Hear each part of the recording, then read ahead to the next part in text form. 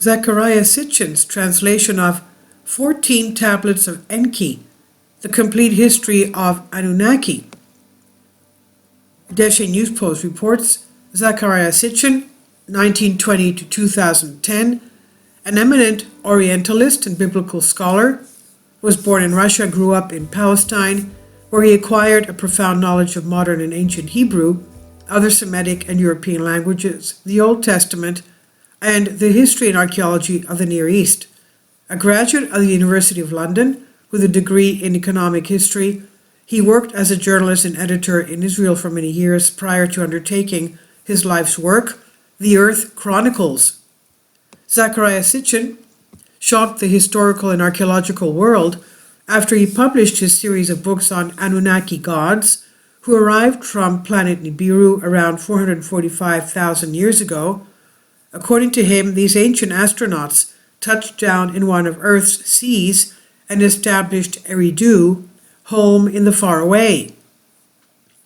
The author's translation of 14 Tablets of Enki explains the history of the Anunnaki civilization and their full-fledged purpose for the visit to Earth. The tablets are the accounts of Enki, an Anunnaki from the planet called Nibiru. He was the firstborn son of Anu, the king of the planet Nibiru. Nibiru is supposed to circle the sun every 3,600 years. Enki claimed, as per Sitchin's translation, in these tablets to have come to Earth to mine gold for their home planet Nibiru. The gold was needed to repair the atmosphere of their planet. They needed mine workers, so Enki created humans on Earth in their image.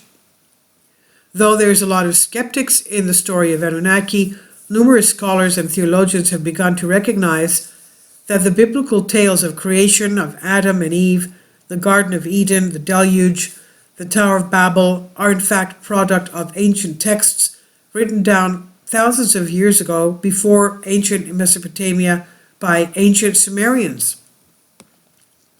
The first tablet of Lord Enki, Chapter 11.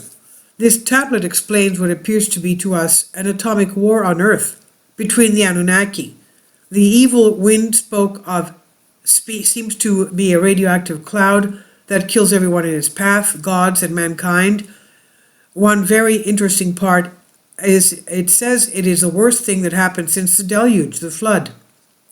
Chapter 1-2, this tablet talks about long ago on the Anunnaki's home planet Nibiru. They seem to think they came to life from what our evolutionists believe is as primordial soup. Although we know it cannot happen, they think it can. It mentions the planet's thick atmosphere and vegetation. It cycles around the sun with the hot and cold periods. During the cold periods, the planet's inner heat keeps Nibiru warm. Disputes started that ended in the use of what we consider atomic bombs. It devastated their planet. Then peace was made and a kingship was established for the entire planet. Chapter 1-3. This tablet tells of the kingship lineage on Nibiru. It tells of the king's marriages. One even married his brother's daughter. Chapter 1-4. This tablet video appears that Anunnaki's home planet is having a trouble with a breach in their atmosphere. The problem is to place finely powdered gold in the upper atmosphere to do a repair. This decision was not until a fight amongst them ending in the killing of the king. Brothers kills brother like Cain and Abel. Chapter 1.5. This tablet contains the Anunnaki Council deciding the Anunnaki that killed the king, one of which he is a distant relative, should be given the throne. There's not even any punishment considered for killing the king. Chapter 1.6. This tablet details how the king tries to heal the atmosphere of the planet by detonating atomic bombs in volcanoes. It does no good and the Anunnaki are displeased. The next person in line for the throne challenges the king and defeats him in a wrestling match. The king escapes the Anunnaki by jumping in a spacecraft and heading towards Earth. The second tablet of Lord Enki, Chapter 1.2.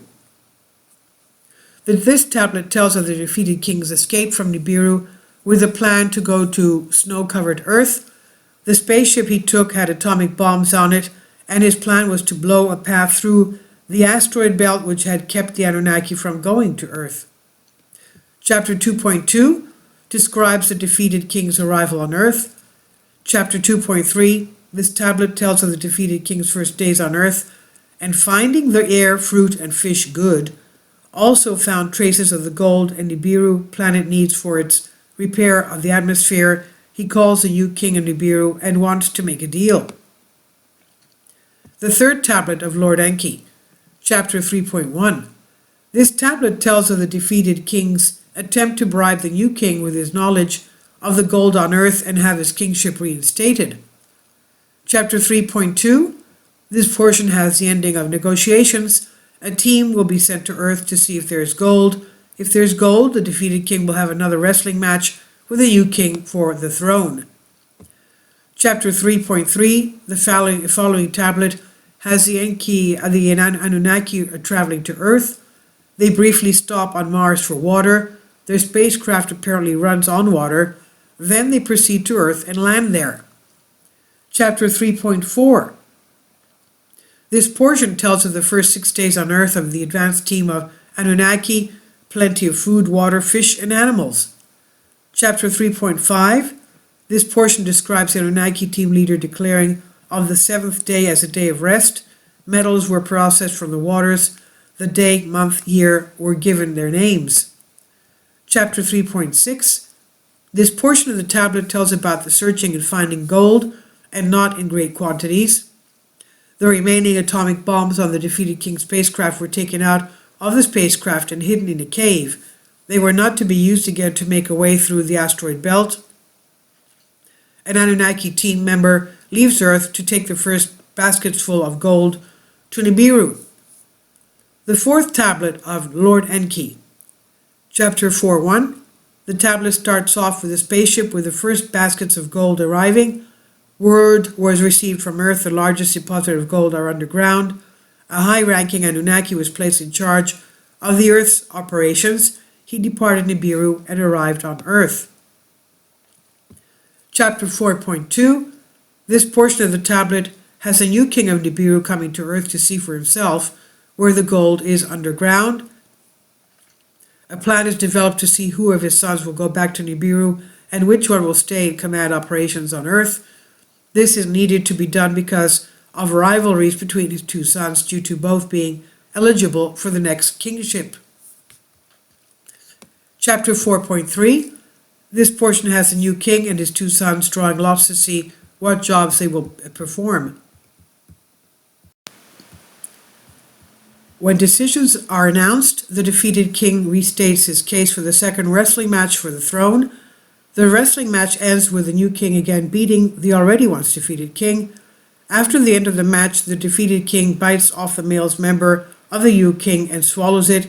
He's tied and bound.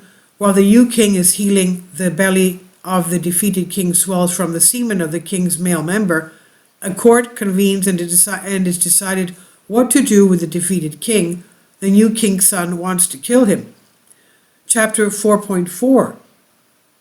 This portion of the tablet has the new king deciding to place the defeated king, which is expected to die from swallowing the new king's male member, on Mars in exile while he dies. The new king returns to Nibiru and tells of all that happened and of the plans to harvest the gold on Earth. The plans include making relay stations of Mars and possibly the moon. The Earth is again referenced as Eden. Chapter 4.5. This portion describes the building of specific Earth-moving equipment, spaceships and rockets on Nibiru for use on Earth. The Earth, shorter cycles and atmosphere affects the Anunnaki. A group of more Anunnaki, including some women that have healing skills, leave Nibiru for Earth. They stop on Mars to see if the defeated king has died and to start a relay station there. The rest of the group continues on to Earth. The fifth tablet of Lord Enki, chapter 5.1. This tablet starts with the latest group arriving on Earth. The son that has been put in command to support for the gold harvesting greets his sister, which is one of the healers. They fly off to the king's son's living quarters, which he built on a mountain. They express love for one another and discuss their son on Nibiru wanting to come to Earth. This is brother and sister. They fly back to Eden, and he flies her around telling her of his plans. More and more Anunnaki arrive from Nibiru. Chapter 5.2. There are now 300 Anunnaki on Mars and 600 on Earth. This portion of the tablet is more of the same ignorant decisions and immortality by some of the Anunnaki. The king's daughter that is making love to the king's son is promised to the king's other son by the king. When it is found out the other son and daughter have been sleeping together, the daughter is forbidden to marry anyone. The king's son that was making love to his sister rapes a young female healer, which is under the command of the sister he was sleeping with. The offending king's son is exiled to a barren place on earth, but the Anunnaki that takes him to exile takes him purposely to a place where the 7 atomic bombs taken off the defeated king's spaceship is stored in a cave. Chapter 5.3. The raped young female healer is brought before the 7 judges, and she tells them she's pregnant. They ask her if she still will take the king's son that did that to her as her husband. She said she will. The exiled king's son is returned to Eden. The other king's son that is in charge of getting the gold from underground is living in that area of earth. His father, the king, had promised him his daughter in marriage, but instead banished her from marriage when the king found out about her and his other son sleeping together. Now the king's son is in charge of getting the gold, asks her to join him in his dwelling. He and his half-sister have a newborn daughter. He wanted a son. She has another daughter. He cries out he wants a son, but she curses him actual curse. He now has terrible health problems. Only upon swearing to stay away from her vagina does she give him relief from her curse. She returns to Eden. He summons his wife and child on Nibiru to come to Earth. He has 5 sons by his wife and other Anunnaki women. The king's other son, after parting with his sister and doing that to the young healer, later married her. Now he and the sister he loved call their son from Nibiru to Earth, but he's married and has a son by his wife. This set up rivalries between king's 2 sons on Earth, and it leads to war. The gold is getting to Nibiru and made into a fine dust, which is placed in the atmosphere. The atmosphere is slowly healing. There are now 5 Anunnaki cities on Earth. The Igigi are starting to complain about the workload. The Igigi on Mars are complaining the most. The commander of Mars is brought to Earth to show him the workings there. Chapter 5.4. The commander of Mars is showing the works on Earth. He secretly desires to be the king, so he steals the tablets of destinies, unknown their true scope and power, from Eden. He believes he cannot be defeated while he has the tablets of destinies, but he is defeated and sentenced to death. He died in the 25th Shar. A Shar is believed to be 3,600 years, Earth years, the length of a Nibiru orbit around the sun. 25 Shars would place his execution at approximately 90,000 years after the Anunnaki came to Earth. The Earth's Anunnaki leaders came up with a plan to refine the gold on Earth and only take refined gold to Nibiru. That will leave space on the craft for Igigi to travel to Nibiru for rest, and the king agrees. Chapter 5.5. The king's son in charge of mining now directs his attention to life and animals on Earth and how it differs from Nibiru. Mentioned are the animals in the tall trees that use their front legs as hands. Other creatures were seen in tall grasses walking upright, hominids. The Igigi in the mines rebel. The king's 2 sons and others devise a plan to return the rebelling Anunnaki to Nibiru and replace them with new Anunnaki workers. They also decided to create a Lulu, a primitive worker. The 6th tablet of Lord Enki. Chapter 6.1. There's much discussion about creating a primitive worker slave race of beings. One of the king's sons states, the father of all beginning has the sole power of creation. The other king's son that is promoting this endeavor is saying the being already exists and they would not be slaves but helpers. Of course, this sounds like a modern-day fabrication of a lie. The other king's son says it's against the rules of planet-to-planet journeying. The other king's son states it was against the rules to even come to Earth. After much debate, the king decreed the primitive slave to be created. Chapter 6.2.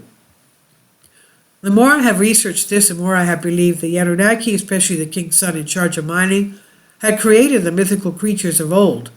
The animals like dragons, centaurs, mermaids, unicorns, etc. In this portion of the tablet, it states they took parts from the behind of one animal and combined it with the front of another. In other words, they had been experimenting with DNA. This king's son had created creatures from DNA and violated the rules before the arguments had even begun to create a primitive worker. Given the right to proceed by the king, they tried to mix the earth's two-legged creatures, hominids' DNA, with theirs and place it in the two-legged earth female creature's womb. There were many conceptions, but the results were not good. Many creatures were created with deformities. Chapter 6.3. All attempts failed, but finally they decided to not impregnate an earth two-legged female again, but an Anunnaki female. The Anunnaki female had been doing the DNA splicing, decided to be impregnated herself. She conceived and gave birth to a boy child. She named him Adam. Then they decided to ask the young female Anunnaki healers from Nibiru if they would be impregnated.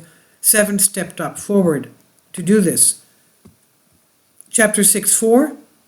The 7 Anunnaki female healers were impregnated with a combination of the two-legged earth female creature, hominid, and Adam. The 7th gave birth to 7 male children. Upon realizing the problem of the demand on Anunnaki women, they decided to make female children and let them procreate themselves. The wife of an Anunnaki was asked in consent giving to impregnate, and the birth was not normal, but the female child was good. Chapter 6.5.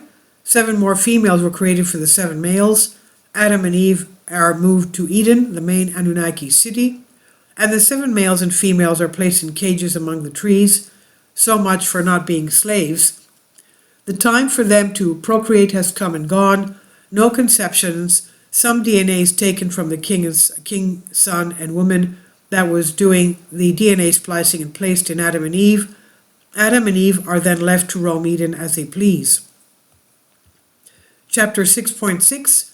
In this portion of the tablet, the king's son over Eden notices the Adam and Eve have leaves on them. He's upset and summons the other king's sons that was a part of the creation to explain. He in turn summons his accomplices in the creation. They all explain the missing DNA, which makes the son in charge of Eden more upset. He had warned of the folly. One of those in the creation speaks up and says, the Anunnaki long life was not given to them. The son in charge of Eden commands them to take their creatures out of Eden. Adam and Eve did not leave Eden because they ate the fruit of the forbidden tree. They were expelled because the Anunnaki scientists gave them the DNA to procreate, and the commander of Eden was mad. Eve was not tempted. None of it was within Adam and Eve control. This is according to the tablets of Enki. Now the 7th tablet of Lord Enki, chapter 7.1. Adam and Eve are placed in an enclosure outside of the city of Eden. They had many children. The Anunnaki now have 3 generations on earth. The Adams were working in the fields and mines. The gold is flowing, the earth is warming. The snow is melting, volcanoes erupt and the ground shakes. The Gigi are complaining on Mars of high winds and dust storms. The asteroid belt is in turmoil. On Earth, brimstones are falling. It appears Nibiru passed by close somehow, causing a lot of trouble in the skies. A large asteroid hit the moon. Chapter 7.2. In this portion, they contemplate abandoning the relay station on Mars. It has now been 80 shars, or 288,000 years, Earth years, on Earth. Please notice the Anunnaki people first came to Earth 288,000 years ago, are still alive. Anunnaki go to the moon and study many things, the 3 ways of heaven, the 12 constellations, etc. Chapter 7.3. Since the Mars relay was to be abandoned, a new spaceship port was to be created on Earth for direct transport of the gold to Nibiru. The king comes to Earth to see the new created spaceport.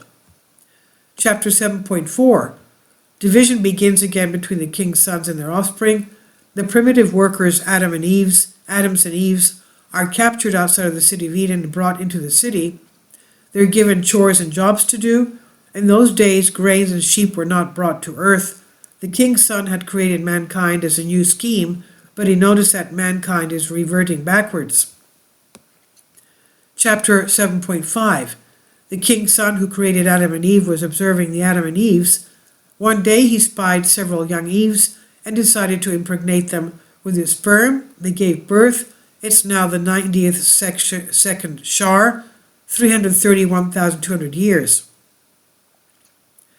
The Anunnaki have been on Earth. The king's son is ecstatic about the birth and says he has created civilized man.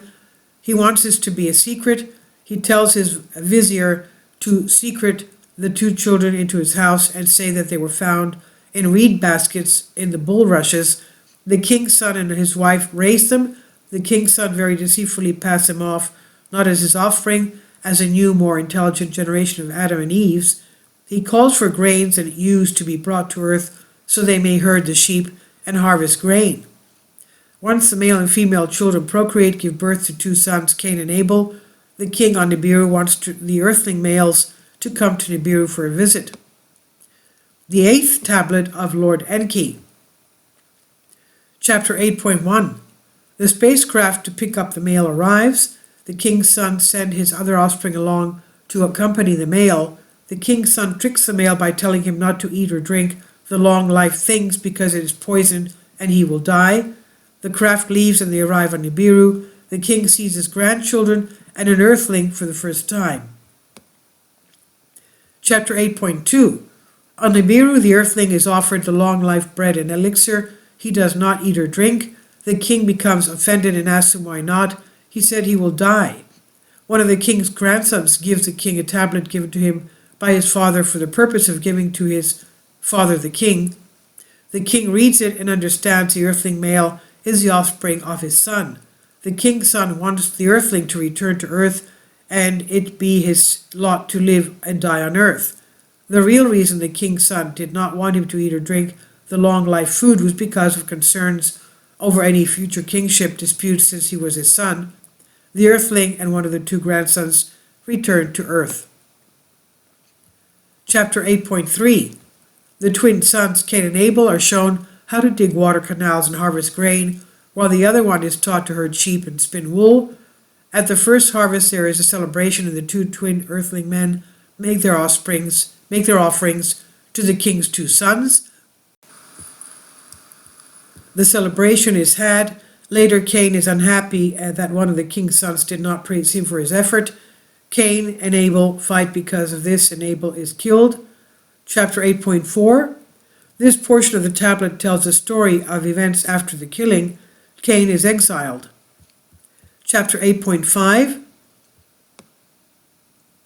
This tablet details the teaching to the earthling offspring of the king's son. It also mentioned other teachings to other offspring. The worshipping of the Anunnaki is created. This was in the 98th Shar, or 352,800 years since the Anunnaki landed on Earth. In the 104th year, or 374,400 Earth years, the kingship lineage on Earth, several generations down the line, are still having babies with their half-sisters. Chapter 8.6. This tablet portion tells the story of the end of life of the first earthling male that the king's son had made by an Eve. The earthling male, father of Cain and Abel, we are told is Adam. He was born in the 93rd Shar, 334,800 years, and he died in the 108th Shar, 388,800 years, making him 54,000 years old when he died. At this time, the Anunnaki and earthling humans intermarry. The 9th tablet of Lord Enki. Chapter 9.1. At this time, the Anunnaki and earthlings humans intermarry. Hardships on Earth and Mars due to the sun flaring. one of the king's sons wants to marry an earthling woman. There is an objection. The debate involves a statement that the kingship lineage marrying half-sisters is a custom. The problem with the marriage is the kingship lineage. If the kingship lineage marries an earthling woman, the king on Nibiru could eventually become an earthling. The king decrees that if the king's son, male offspring, marries an earthling, he cannot return to Nibiru, and his prince status ended. The king's son, that is commander of Earth, also states he and his new wife will not be able to stay in Eden. The king's son, male offspring, marries an Earth woman. Chapter 9.2. 200 of the Igigi from Mars came to the wedding. Unbeknownst to the leaders of Eden, the 200 Igigi from Mars had decided to abduct earthling women to be their wives.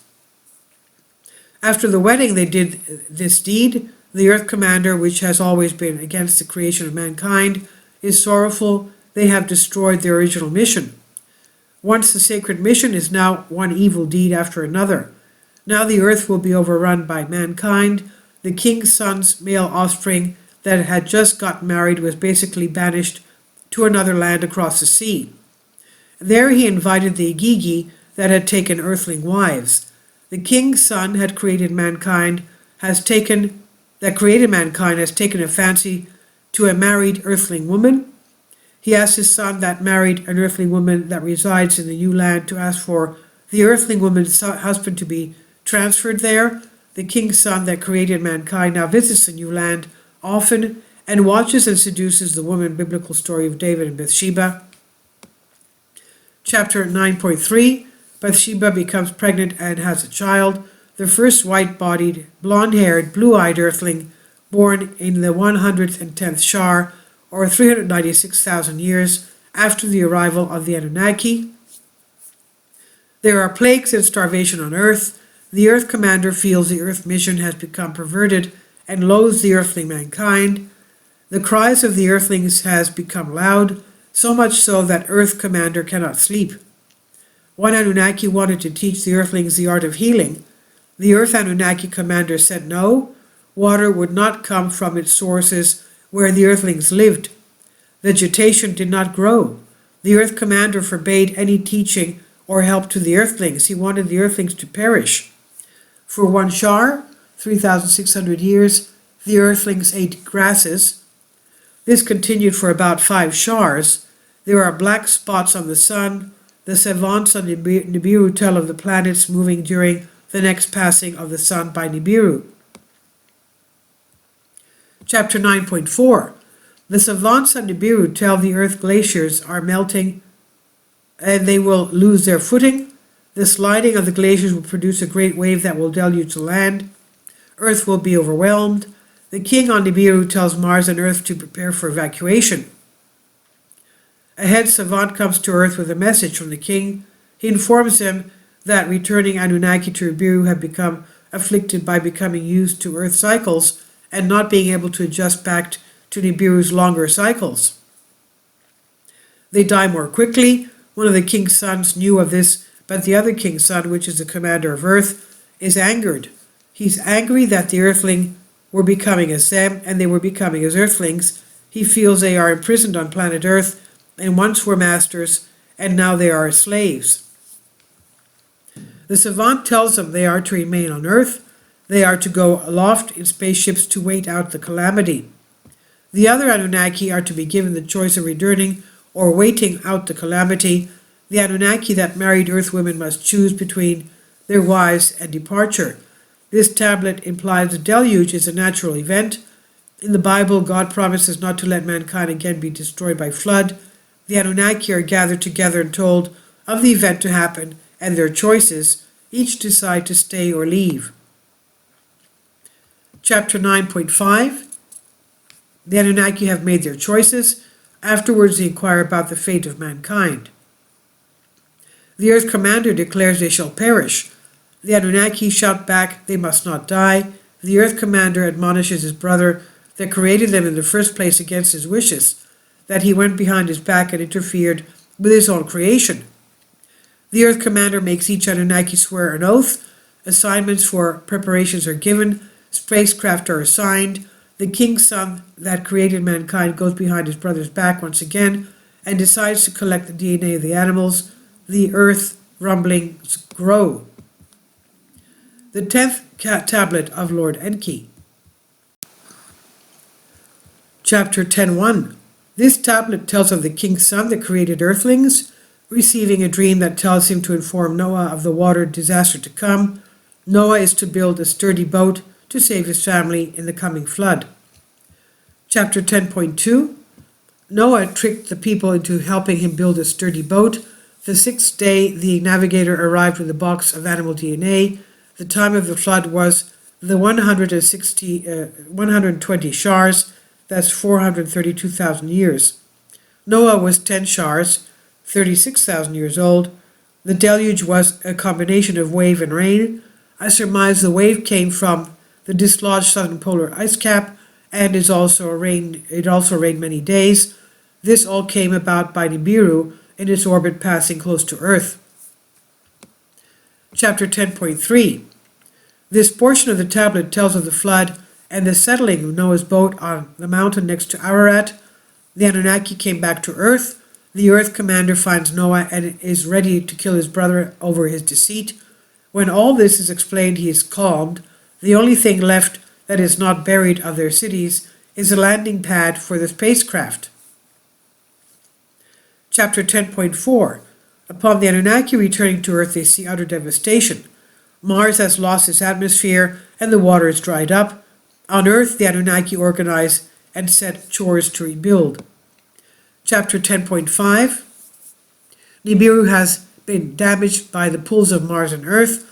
The atmosphere on Nibiru has also been damaged. Nibiru needs more gold from Earth. Earth tells the king no gold can be mined. The miners are gone, but one Anunnaki surveying across the ocean finds gold nuggets laying on the ground. He also finds some of the king's people have survived. Rebuilding and preparations for new landing pads are being done. Chapter 10.6. The place to land spaceships needs 2 mountains. No place was ideal. They built the pyramids as mountains for their spaceport. Chapter 10.7. This last portion of the tablet has the Anunnaki once again being selfish, desiring power and title. They divide the lands among them. The 11th tablet of Lord Enki. Chapter 11.1. For the next Shar, 3,600 years, peace was kept, but it was too good to last. One of the king's sons had 2 sons. One lived in land that with his father, and the other was living in the spaceport. By the spaceport, the son by the spaceport became jealous and greedy. He thought his father would leave his lands to his son that lived by him, so he and his wife planned to murder the brother so he would inherit the land. They gave a party, and when his brother fell asleep from drink, they put him in a coffin and threw him into the sea. He was not found until he was dead. The grief-stricken wife vowed revenge and took semen from her dead husband and impregnated herself. She raised a son to do her revenge. The son grew and was trained. He raised an army. The day came, and her son was hit with a poisoned dart.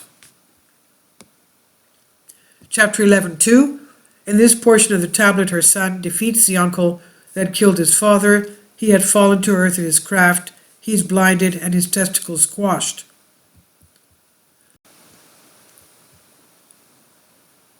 The council allows him to live. The Earth commander realizes this was the first time an Earthling raised an army.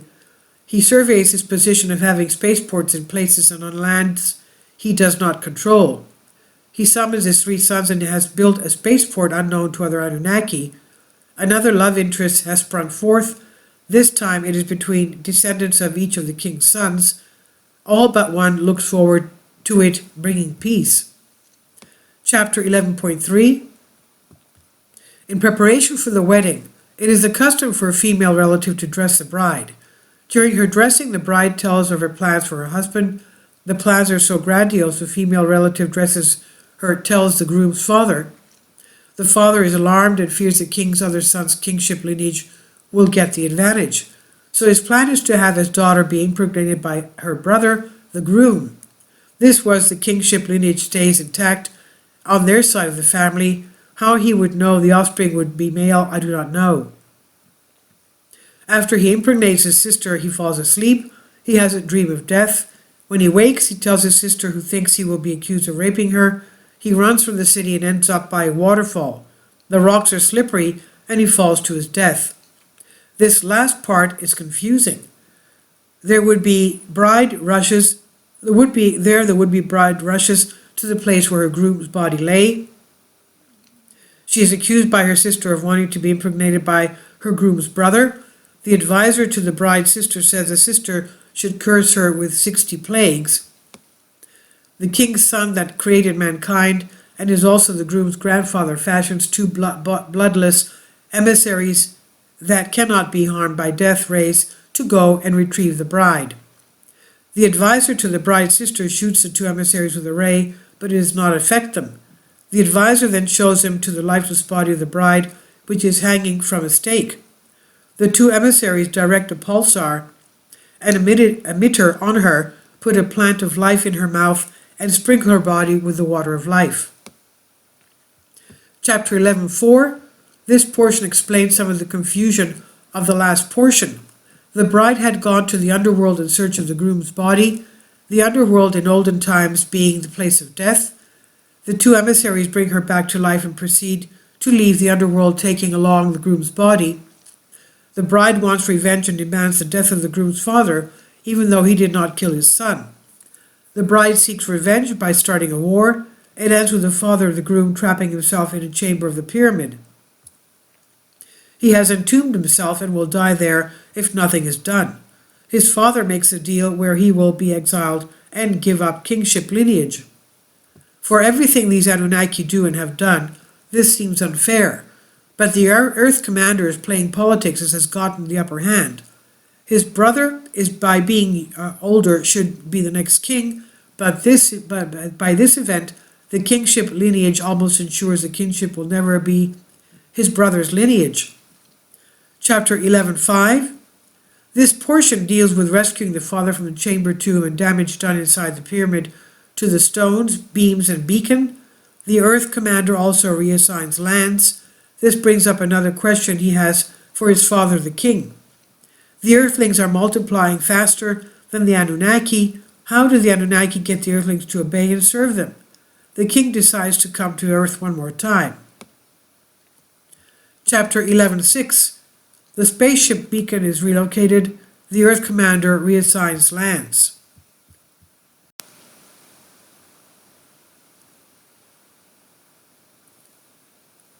The bride still wants the land she would have had if marriage had been completed. Nothing is given to her. This brings up another question he has for his father, the king. The Earthlings are multiplying faster than the Anunnaki. How the Anunnaki get Earthlings to obey and serve them? The king decides to come to Earth one more time. The 12th tablet of Lord Enki, chapter 12.1. The king decides to come to Earth. The rebuilding continues even though it has been 2 shars since the flood, 7,200 years. A very curious thing is mentioned here. The lifted eye that scans the land, the lifted beam that penetrates all. It reminds me of the all-seeing eye on top of the pyramid, like on our dollar bill. Chapter 12.2. This is most interesting portion. The king arrives at a great feast and singing is had by all. The king and his wife then sleep for several days and nights. On the 6th day, the king summons the 2 sons and daughter. They account to him the layout of the new gold find and space pad, etc. Then they talk about the emissary he sent them before the flood, the one that came in a spaceship and talked with them about the flood and their life cycle change on Earth, about how they would die if they returned to Nibiru. Then the same emissary appeared to one of the sons in a dream. The king states he did not send an emissary, and they are all bewildered. Chapter 12.3. Many changes after the king's visit. Some reorganized the lands and a new approach to the Earthlings. They were to be intermixed with the Anunnaki in the cities. They also were given a city of their own, with their own king appointed by the Earth commander. A point system for kingship and authority was devised and given. The bride is still filled with revenge and demands her own land. She makes a scheme and directs it to the grandfather king's son of her dead groom. He is in charge of something called MEs. She makes a plan to steal them from him. She arrives at his abode dressed scantily and seduces him with song and wine. So far he is falling for the deception. Chapter 12.4. The bride was caught but did not have the MEs with her. The Earth Commander appears to have stripped his brother of the responsibility. The brother's son, back from exile, became very enraged. He demanded a sacred city of his own. The Earth Commander's uncle would not give him one. He took it upon himself and gathered some Igigi to help him. They proceeded to build the Tower of Babel. At night, the Earth Commander's forces destroyed it and scattered the people. He then gave each region a different language and alphabet to use. City kings came and went. The people sang songs about the bride who was now in charge of the MEs. Chapter 12.5. The once exiled son of the king's son was given domain over the land his brother lorded. For 650 earth years they quarreled. The young brother finally left at the assistance of the king's son, his father. He left for new lands across the ocean. Interestingly, the once exiled son of the king's son had created the earthlings now called Ra. Ra was referred to in Egypt as the sun god. Ra now replaces the face of the lion next to the pyramid with his son's face. References to his younger brother is erased. There seems to be a history in Egypt of this type of destroying the remnants of old kings. The Anunnaki had an accurate system of counting by 60. Ra replaces it with the counting by tens. Chapter 12.6. This portion of the tablet starts out with the father giving Ra some MEs. He gave him all knowledge except how to revive the dead. There is now established a third region, and the bride is given lord over it. The king's son she seduced and stole MEs from now holds MEs from her she needs to rule her land with. Her land is also given a totally new language. The third region was not able to communicate because of the language and almost goes to war over it. Trade does not happen because of language. The third region did not blossom because of the barrier. The 13th Tablet of Lord Enki. Chapter 13.1. The third region did not blossom. The bride neglected her region. Other regions were not given to her. It was finally taken away from her. She was haunted by her dead groom. She built a house for nighttime pleasure. She tempted men to her bed and killed them. Gilgamesh is a king and desires long life. He tries but does not attain it and dies. Chapter 13.2. Ra is bothered by the goings-on of his bride. He's now preoccupied with attaining immortality. He instructs people to go look for gold. They invade his brother's land and they become enraged. Ra wants to rule the entire earth. The bride travels to find a people in the land she likes. Earthlings are taught the constellations. Chapter 13.3. The arch enemies prepare for war. The bride and Ra, war begins between the two king's sons' families. The Earth Commander has a dream with the same emissary as his brother's dream. Chapter 13.4. The war progress, and the son of the king's son who created earthlings is winning. He shouts out to the Earth Commander and his followers that he is the sole ruler and they should surrender. But the Earth Commander has an edge. He knows where the weapons of terror are hidden. He sends 2 to load them and use them, but making sure the people are not harmed. Chapter 13.5. The weapons of terror unleashed. This is 1,736 years since the flood. All is destroyed of Ra forces and followers, and then after the wind blew an evil dark cloud that killed all in its path. Chapter 13.6. This tablet is a continuance of the previous tablet. The 14th Tablet of Lord Enki. Chapter 14.1. This tablet has the king's 2 sons, Enki and Enlil, flying around surveying the damage from the weapons of terror. The 2 brothers talk and discuss the meaning of it. The kingdom that Ra desired so badly is now a wasteland.